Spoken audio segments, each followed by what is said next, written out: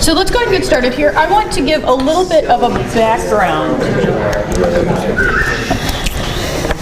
I'm going to give a little bit of a background on this topic before we get started here today. Everyone has probably seen the studies that have come out over the last several years that talk about how the nuns are this huge growing demographic group, and there's more and more nuns. But one of the things that we're very aware of here at the SSA is that the percentage of the nuns that actually intentionally identify with a secular identity label, atheist, agnostic, humanist, is actually a pretty small subset of that. And beyond that, there's actually very little research that's been done on how the nuns break down in terms of belief, worldview, belonging senses, and sort of what's going on in that demographic group. They get lumped together and kind of pushed off to one side.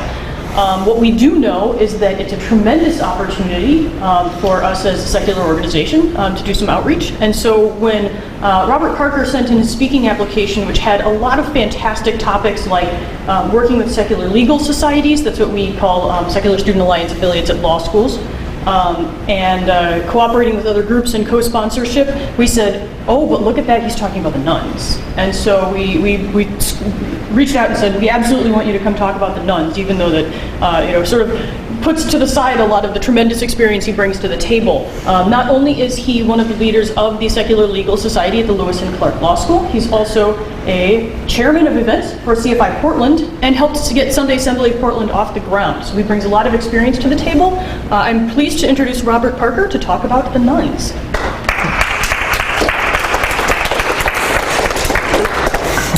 So as you said, a Secular Legal Society is just the Secular Student Alliance at law schools. It's got as you can imagine, a little bit narrower scope, but secular now being more and more a legal term beyond anything else it allows me to sort of see it from a different perspective. So if you hear secular in a sort of a different way, hopefully that'll have done some good. I'm glad that this is the talk at the end of the day, because a lot of what I've got on here has already been discussed at length in other panels, which means I can kind of gloss over them, and that gives me more time for Q&A at the end, which is of course the part that we all actually enjoy doing. So we're talking about engaging the nuns. I assume everyone here has heard the term nuns. So when they do a poll, Pew Research I think was the first ones that did it, they do a poll and they ask, what is your religious affiliation? And then they have to ask in multiple choice, which means that the last one is none of the above. And that comes after atheist and agnostic. And so people go past that and then they choose none. So normally when people think of what a nun is, they think as compared to Christian or Buddhist or Baha'i or whatever else. I'm going to try to view it in a little different way, and I'm going to think of what it means to say nun as opposed to what it means to say secular, because that's where the breach tends to happen. So it just means that someone doesn't have a particular religious affiliation. It's generally considered to include atheists and agnostics in that group, just because by their very nature they're probably also not affiliated with a religion. So they usually include that in the greater demographic. It refers to people themselves and not actions, which will matter in a second, because it by necessity includes only people who are not involved with a particular church or a particular religious group at any time. Secular is actually, it was coined in the Middle Ages, so everything was for God. Can someone throw out what sort of their definition of secular is? Just sort of the normal conversational definition? Not influenced by anything other than reason to believe. Okay, not influenced. More or less, is that how people understand it? Yeah. I usually just say it's anything that doesn't have to do with religion. Anything that doesn't have to do with religion, right? So when it was first coined, it was actually coined by the church. So they weren't necessarily, for them the default is anything that has to do with the religion. That's why anyone does anything. So they took the word from secularis, which means for this generation, which I think is really interesting. They assumed that if you weren't doing something for the church, you were doing it for yourself or for your community. It was really a binary for them. that's very different from now, where we think of the church as being sort of the special group that we might do things for, and everything else is secular. So it's sort of flipped in that way. It refers to actions and not people. So a really common example that people use to make the distinction between secular is that there's really no difference between being baptized and taking a bath when you actually look at what someone's physically doing, but one is definitely not secular and one of them is. And similarly, you can be the most religious person in the world and take a bath and not think you're being baptized. So any secular action, that's including anything done by anyone, whether they're a member of a church or a religion or not. And that's something that can be very difficult to communicate, especially when you're tabling or talking to someone about being part of the Secular Student Alliance. The first thing that pops up in a lot of people's heads is atheist or godless or heathen or baby eaters or whatever they think of secular as being. And everyone is secular most of the time. It's only when they're doing church-related things that they're not doing something secular. So the nun demographic is huge. I come admittedly from Portland, Oregon, where it's huger than most, but it applies everywhere and across all generations.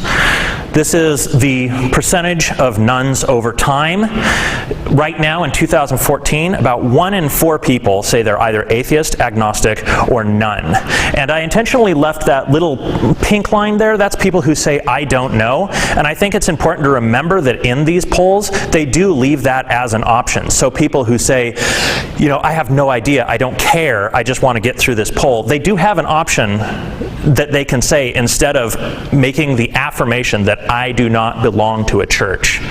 So this is people who have actually affirmatively said, I know you asked me if I'm part of a church, I'm not. And the huge majority of nuns is that big white space that we're talking about, that we don't really know that much about them. So over the last few years, it's been increasing by quite a bit. So has, by the way, the agnostic community and the atheist community a little bit, but especially the nuns. It's been skyrocketing. So Pew Research split the question into 2. And so they started by asking, what is your religious affiliation? And out of this demographic, the 1 in 4 who say that they are a nun, 13% of that group are atheist, 17% are agnostic, and 39% say, I'm not part of a religion, it's not a part of my life, it's not important to me. But that leaves a huge gap of 30% of nuns who say they're unaffiliated and actually say that religion is still an important part of their lives. Now, some of those may be people that say, religion is an important part of my life because I dedicate my life to the destruction of organized religion. However, most of them usually answer atheist. And so they specifically only ask this question of the people who say none. So these are mostly people who come from religious families or still have certain ideas about God or reincarnation or whatever else, but they refuse to say that they are a member of the church that they seem to identify with. So the question that I sort of asked myself with this when I joined the Secular Legal Society, and I started as being Secretary or Communications, however you want to call it, now I'm the President, is what's our angle? How do we explain this to people that this is not an anti-religion group, this is not a atheist cheerleading group? And I really liked that original definition of secularis, meaning of this generation.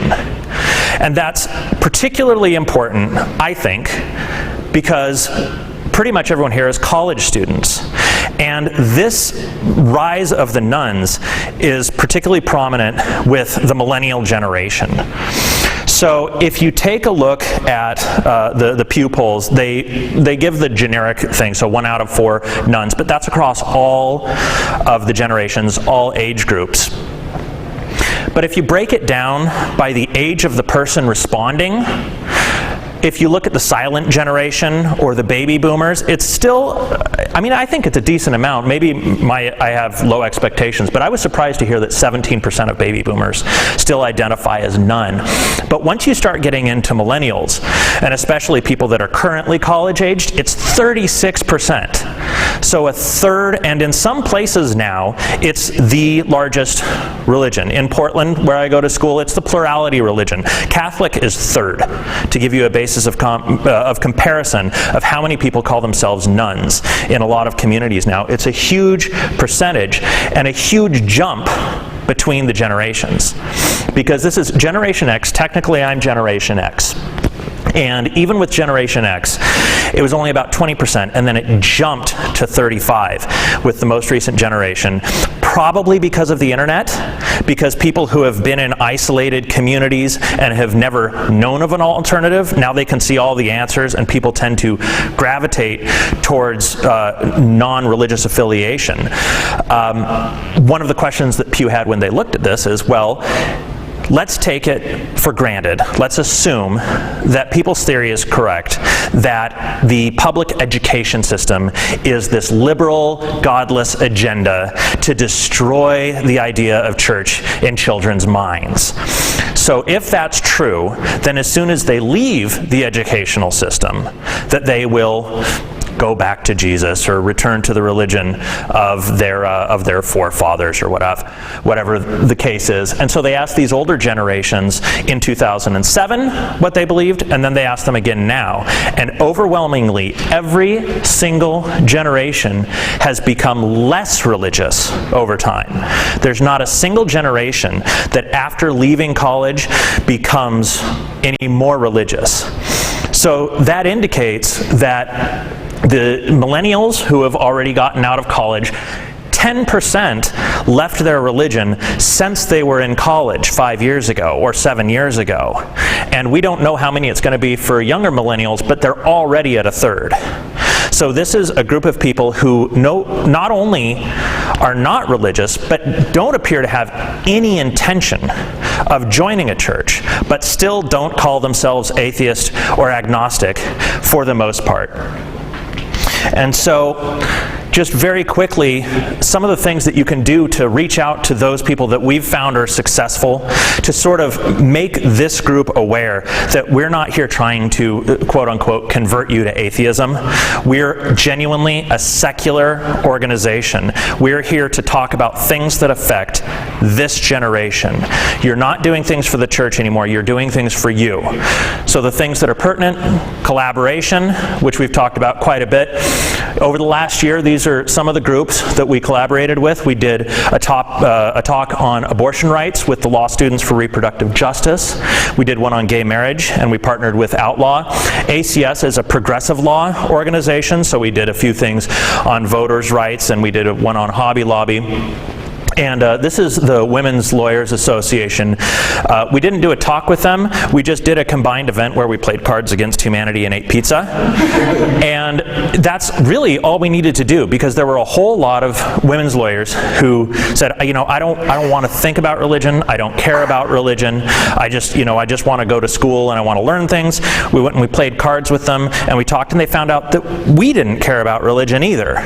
That's why we were the Secular Legal Society, is because we didn't want to be talking about law cases about gay marriage and have the actual lawyer talking about gay marriage say that it's because God doesn't like gay marriage, because the lawyer who favored gay marriage, and if you ever want to listen to the transcripts, it's insane. They had the worst lawyer who basically, the lawyer in Oberfell who said that gay marriage should not be allowed, said basically it shouldn't be allowed because I'm Christian and it's my right that it be illegal, and lost.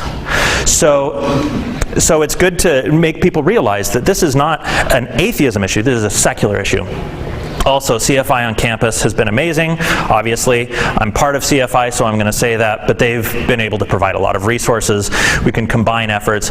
And the American Humanist Association, not only do they have a great nationwide association, but they have money, let's be frank.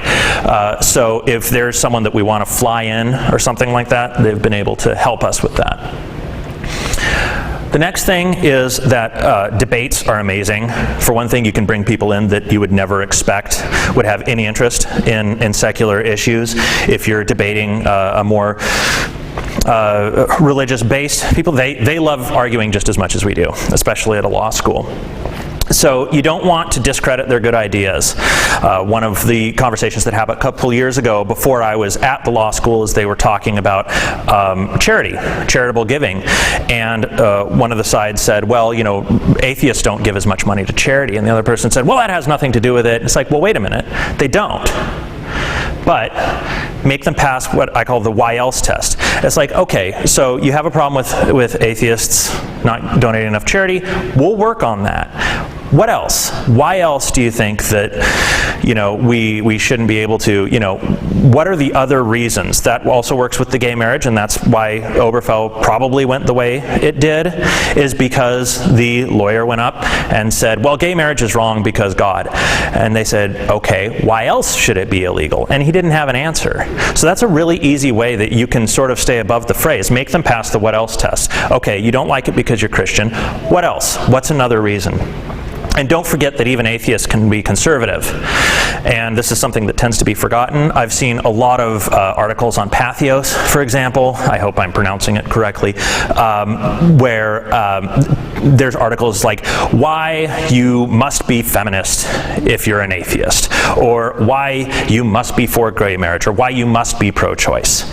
And that's not language that's going to include more people. And it's also going to reinforce the worry that a lot of people have. People coming, that 30% that come from a religious background but don't identify with the church, they may not identify it because all the church talks about is abortion rights. So they don't want to leave that and get on with their day and talk about other issues only to join another group that all they talk about is abortion rights on the other side, and creating litmus tests for whether they're allowed to belong. The idea with secular is it doesn't matter what you personally believe, we're going to talk about the generation as a whole, the community as a whole. And then the last point that I would say is that secular does not mean atheist. And that's the one that we just are constantly reinforcing. We have, I don't want to use the word militant, but we have very, very strict policies with our Facebook groups that if someone's putting something up that is just pro-atheism or atheist cheerleading or just posting a thing about some awful thing that some religious person did, we take it down almost immediately. And then we send them a message that say, hey, this is really interesting, thanks for forwarding it. We're going to take it down because that's not what we're doing here. We're having discussions about politics and about law and about policy. Make atheists pass the why else test. So if one side says, well, I think that, you know, marriage should be between one man and one woman. Sorry if I keep bringing that up. That's the most recent issue we've been talking about.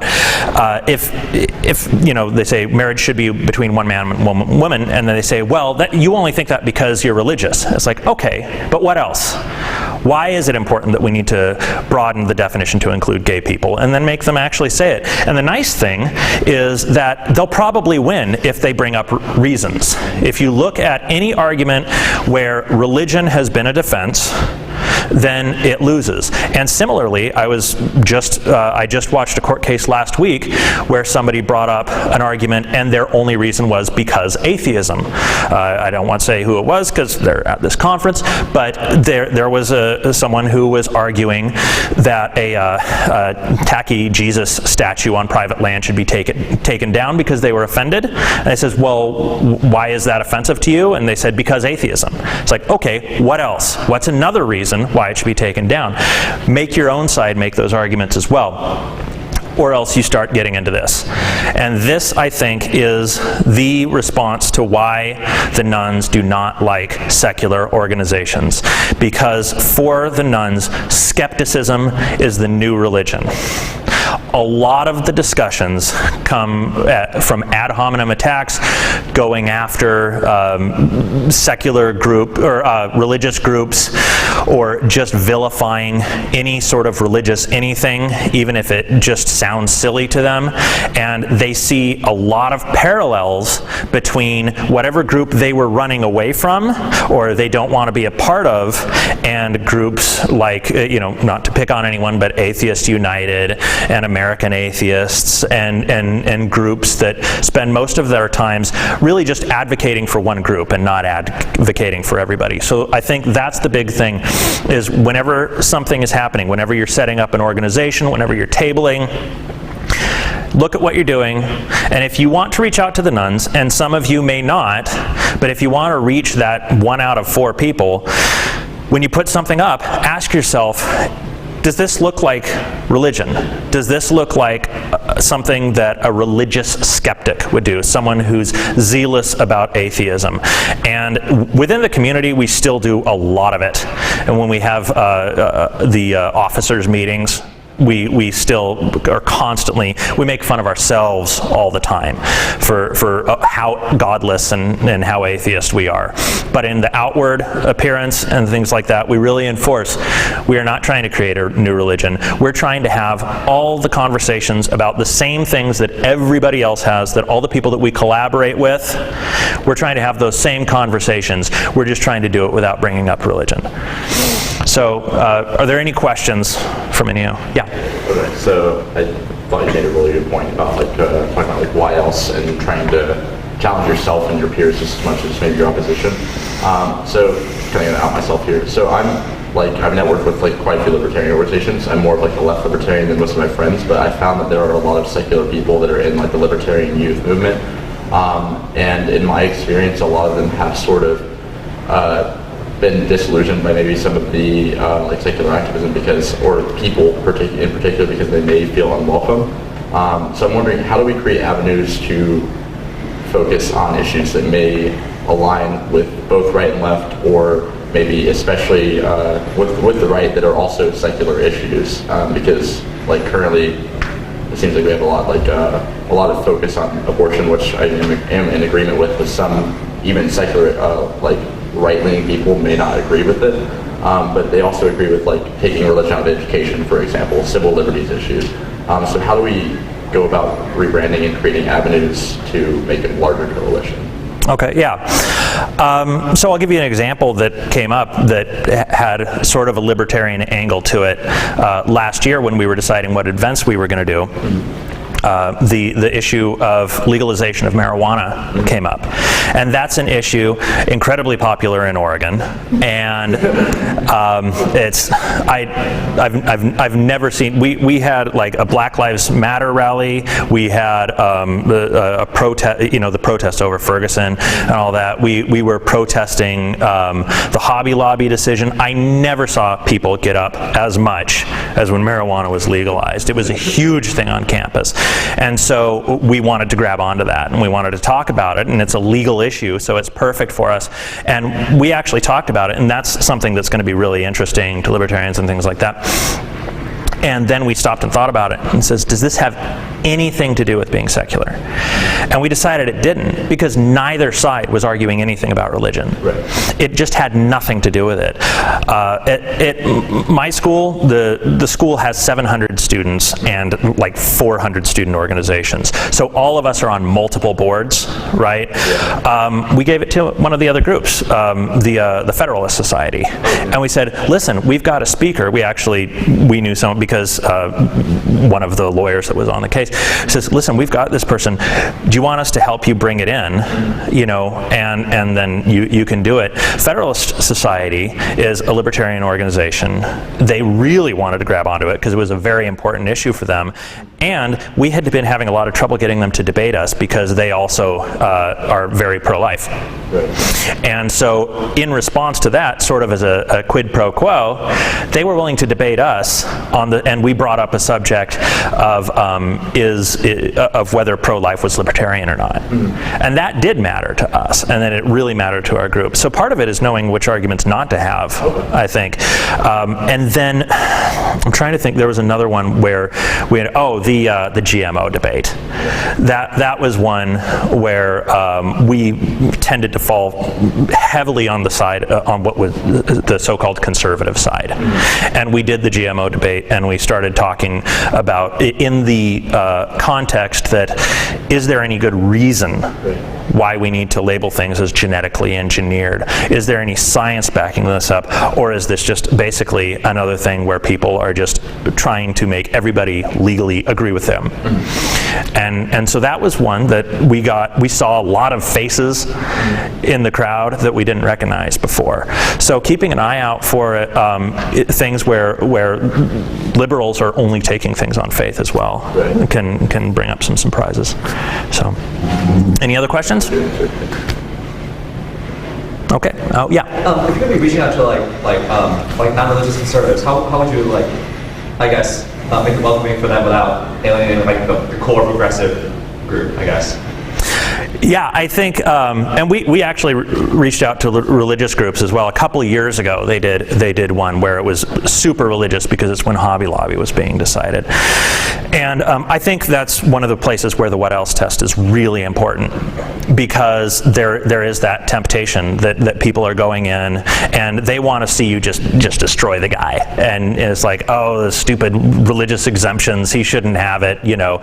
And they did, in fact, talk about how it's a violation of our beliefs that we should have to provide contraception to employees. And I says, okay, so putting your beliefs aside, what else gives you the right to decide? Can you name anything else that you're allowed to decide on your employees' behalf besides when they show up to work?